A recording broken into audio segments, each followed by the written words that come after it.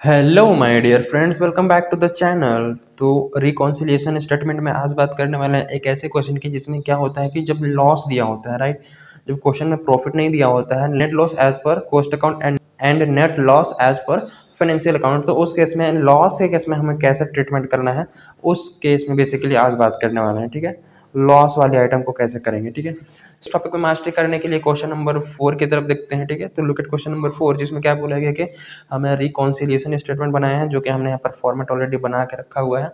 And net loss as per cost account 344,800 and net loss as per financial account 432,090, मतलब दोनों का जो net loss है वो डिफर कर रहा है, तो उसको हमें क्या करना है, रिकॉन्साइल करना है। ठीक है, तो नीचे कुछ इन्फॉर्मेशन दे रखी है। ठीक है, तो एक एक करके स्टार्ट करते हैं करना। कुछ ऐड होगी, कुछ लेस होगी, तो दिखते हैं कि कौन सा आइटम ऐड होगी और कौन सा आइटम लेस होगी। ओके, सो इसमें नेट लॉस के बाद देखो क्या बोला है कि works overhead under recorded in cost account. अब देखो हम लोग कॉस्ट अकाउंट से स्टार्ट किए हैं और जा रहे हैं कहाँ, फाइनेंशियल अकाउंट के प्रॉफिट की ओर। ठीक है, तो जब भी लॉस दिया होता है क्वेश्चन में ना, तो लॉस हमें भले यहाँ दिया हुआ है तो लिखेंगे, लेकिन हम कंसिडर प्रॉफिट के इफेक्ट पे करते हैं। ठीक है, भले लॉस वाली आइटम ज़्यादा होगी इसलिए लॉस आ गया हमार, तो हम लोग क्या करते हैं कि प्रॉफिट अगर होता तो क्या होता, वो सिनेरियो लेके हम लोग चलते हैं। ठीक है, हम लोग कंसिडर प्रॉफिट करके चलते हैं, तो प्रॉफिट पे क्या इफेक्ट होगा वही सोचना है, भले लॉस दिया हो या कुछ भी दिया हो। तो इस केस में देखो, works overhead under recorded in cost account में हमने वर्क्स ओवरहेड एक्सपेंस है और हमने कम रिकॉर्ड किया है, मतलब हमारा प्रॉफिट क्या होगा, हमें प्रॉफिट के पॉइंट ऑफ व्यू से सोचना है। तो जब एक्सपेंस हमने कम रिकॉर्ड किया है तो हमारा प्रॉफिट ऑलरेडी ज़्यादा हुआ होगा। कितने से भैया, 6,240 से प्रॉफिट हमारा ज़्यादा रहा होगा। ठीक है, तो उस केस में प्रॉफिट को लेस कर देना है, यानी इस केस में ये तो लेस वाले आइटम है। ठीक है, इसको लेस किया जाएगा। Under recovery of works overhead. ठीक है, तो under recovery of works overhead कितना अंडर रिकवरी हुआ है जी, 6,240।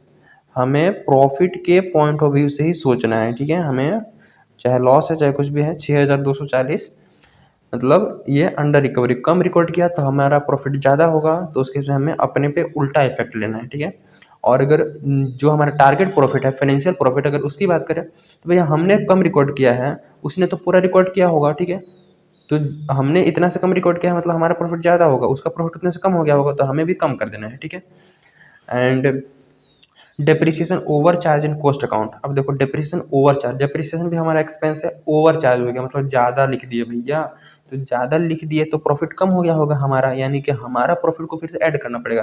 फाइनेंशियल अकाउंट वाला जो मेंटेन करा होगा तो उसने तो पूरा सेम, मतलब ज़्यादा नहीं लिखा होगा। ठीक है, तो उसका प्रॉफिट तो ठीक होगा, जितना होना चाहिए उतना होगा, लेकिन हमने ज़्यादा रिकॉर्ड कर दिया तो हमारा प्रॉफिट कम हो गया होगा, तो हमें उसके प्रॉफिट के लेवल में आने के लिए हमें ऐड करना पड़ेगा। ठीक है, डेप्रिसिएशन ओवर चार्ज, तो ऐड वाले कॉलम में लिखते हैं depreciation overcharge in cost account. ठीक है, तो इसके, तो depreciation overcharge in cost account, तो कितना डेप्रिसिएशन ओवरचार्ज, 2,600, 2,600।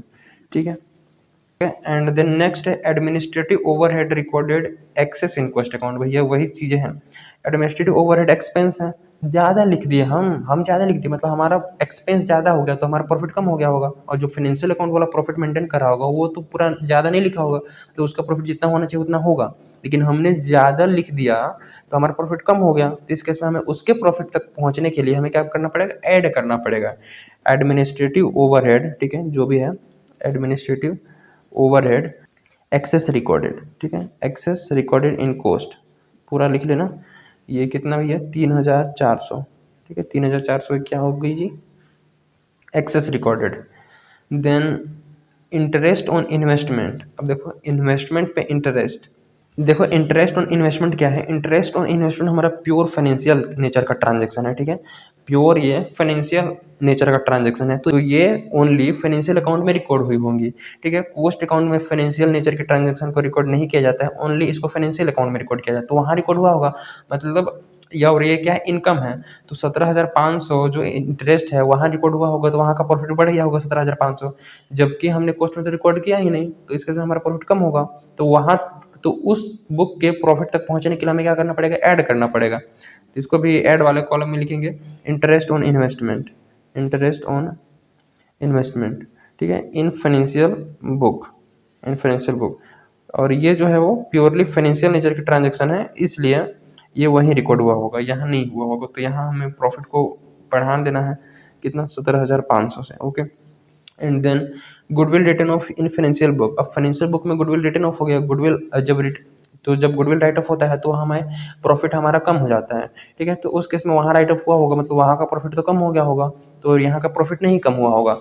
तो उस केस में वहाँ का प्रॉफिट को हमें मैचअप करने के लिए यहाँ का प्रॉफिट को कम करना पड़ेगा, यानी कि लेस वाले कॉलम में लिखेंगे गुडविल रिटर्न ऑफ, ठीक है। Goodwill written off in financial book.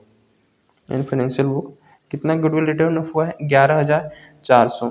11,400, okay. And then goodwill written off के बाद इनकम टैक्स पेड। अब इनकम टैक्स भी एक प्योर फाइनेंशियल नेचर की ट्रांजेक्शन है, जो कि वहाँ हुई होगी, यहाँ नहीं हुई होगी, ठीक है। तो इनकम टैक्स अगर वहाँ पेमेंट हुई फाइनेंशियल अकाउंट में है तो वहाँ का प्रॉफिट रिड्यूस हो गया होगा ना, जो कि यहाँ नहीं हुआ होगा। तो यहाँ का प्रॉफिट, तो हमें प्रॉफिट को मैचअप करने के लिए यहाँ भी हमें कम करना पड़ेगा।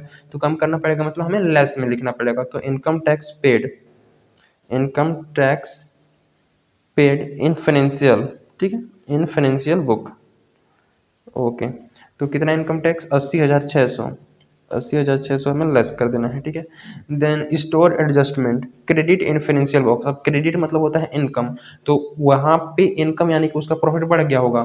स्टोर एडजस्टमेंट के चलते 950 इनकम बढ़ गया होगा। इनकम बढ़ गया होगा तो क्या करना, यहाँ नहीं बढ़ा है तो यहाँ भी हमें बढ़ा देना है, यानी कि ऐड में लिखना है क्या, store adjustment. Okay, store adjustment in financial book, in financial book पूरा लिख लेना अच्छे से। तो ये कितना हुआ, 950, ठीक है। एंड देन लास्ट क्या है, depreciation in value of stock charge in financial book. अब स्टॉक की वैल्यू पे डेप्रिसिएशन चार्ज हुआ है फाइनेंशियल बुक में, मतलब चार्ज का मतलब क्या होता है कि वहाँ से प्रॉफिट कम हो गया। डेप्रिसिएशन चार्ज हुआ स्टॉक में तो वहाँ का जो प्रॉफिट है वो कम हो गया। तो यहाँ तो नहीं हुआ ना, फाइनेंशियल में हुआ, तो वहाँ का प्रॉफिट कम हो गया। तो उस प्रॉफिट को मैचअप करने के लिए हमें यहाँ भी कम करना पड़ेगा, यानी कि लेस करना पड़ेगा क्या, depreciation in stock, depreciation in stock charged कहाँ जी, in financial, in financial books. Okay, 13,500 हो गया। ये टोटल लेस वाले आइटम, यानी कि ये सारी आइटम प्रॉफिट को रिड्यूस कर रही होगी और ये सारी आइटम प्रॉफिट को इंक्रीज कर रही होगी, ठीक है। सो हम लोग यहाँ पर टोटलिंग कर लेते हैं कितना आ जाता है। तो ये देखोगे तो यहाँ से टोटल, तो यहाँ से स्टार्ट करते हैं 2,600, 2,600 देन ऐड करते हैं 3,400, देन ऐड करते हैं 17,500, देन ऐड करते हैं 950, ठीक है। ये आ जाएगा कितना, 24,450। तो 24,450 वाली आइटम, 24,450, तो ये तो प्रॉफिट को इंक्रीज कर रही है, ऑलरेडी हमारा लॉस है तो ये प्लस होता, इसको प्लस करेंगे तो ये माइनस में ऑलरेडी है तो प्लस माइनस माइनस हो जाएगा, ठीक है। कितना माइनस में आएगा जी, इसमें 3,44,800 ना, माइनस 3,44,800, इट बिकम्स 3,20,350। तो माइनस में आ रहा है 3,20,350। ओके, ये माइनस में है और ये भी ऑलरेडी सारा लेस वाले आइटम यानी कि माइनस में है, तो माइनस माइनस ऐड हो जाएगी। लेकिन ये है कितना वो तो देख ले पहले। तो 6,240, 6,240 ऐड कर लेंगे 11,400, देन ऐड कर लेंगे 80,600, देन ऐड कर लेंगे 13,500। Okay, it becomes 1,17,740, 1,17,740। Okay, then इसको भी ऐड कर लेते हैं किसमें, 3,20,350 था ना, 3,20,350, इट बिकम्स 4,32,090। ओके, तो 4,32,090 ये हमारा क्या आ गया, नेट लॉस आ गया एज पर फाइनेंशियल। तो लिख देंगे net loss as per financial क्या, बुक्स। ओके, या net loss as per financial book.